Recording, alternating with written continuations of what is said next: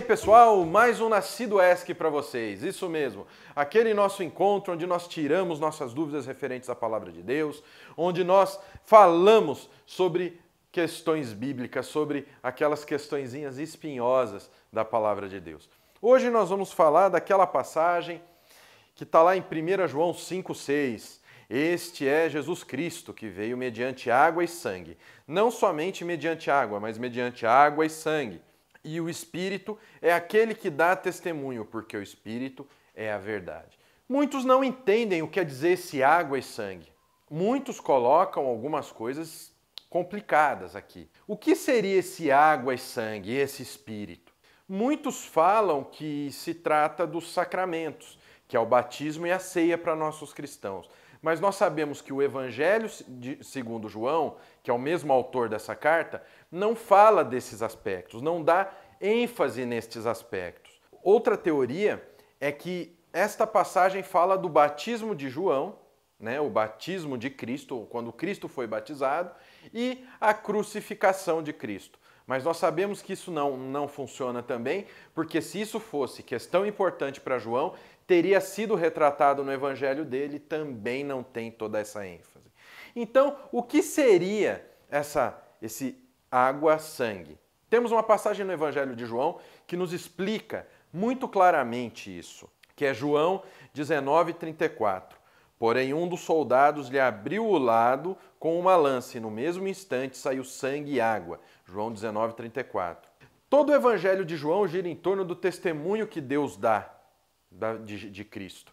Então nós vemos nesse versículo o quê? Que quando se refere a Espírito, é o Espírito de Deus testemunhando a morte de Cristo na cruz. Porque Jesus derramou seu sangue e derramou água e sangue na crucificação.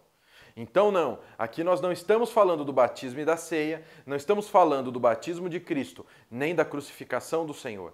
Aqui nós estamos falando da crucificação em si, do sacrifício do Senhor para redimir os nossos pecados, da morte em Cristo pelos nossos pecados. E vou salientar uma coisa que eu sempre saliento nos vídeos, pessoal, aqui do Nascido. E eu vou dizer para vocês que mais do que tirar essa dúvida, esse vídeo é para mostrar isso para vocês. Nós pegamos a carta de João, que é o mesmo autor do Evangelho, e nós fizemos um cruzamento. Então nós temos informações no Evangelho que vêm responder as nossas dúvidas. Então é para isso que nós temos que atentar. A Bíblia toda tem um contexto. Por isso que as doutrinas de um versículo só são talvez as doutrinas hoje mais destrutivas da palavra de Deus. Que são as doutrinas que criam teologia da prosperidade, são doutrinas que criam batalha espiritual, são doutrinas sem embasamento nenhum, porque pega-se um versículo e tira-se totalmente do seu contexto. Então não se esqueça que a palavra de Deus sempre tem que obedecer o contexto daquela passagem. Se você tem um versículo, você tem que ver como esse versículo está inserido em todo o capítulo. Você tem que ver como esse capítulo está inserido dentro do livro.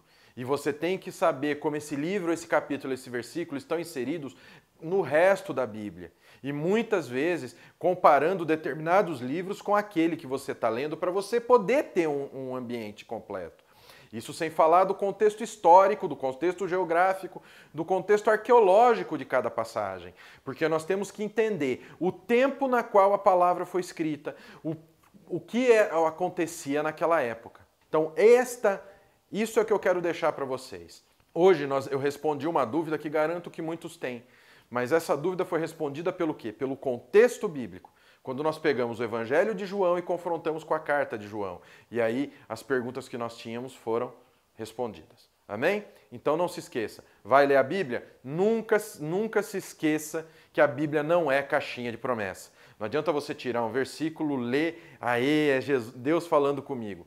Não faça isso porque isso pode te trazer muito problema. Leve sempre em conta o contexto de cada passagem. Amém? Então fiquem com Deus. Amo a vida de vocês. Joinha no vídeo, que isso ajuda muito a gente. Se inscreve no canal, que isso também é mais importante. Ativando o sininho, você vai ser avisado de todas as novidades do Nascido de Novo.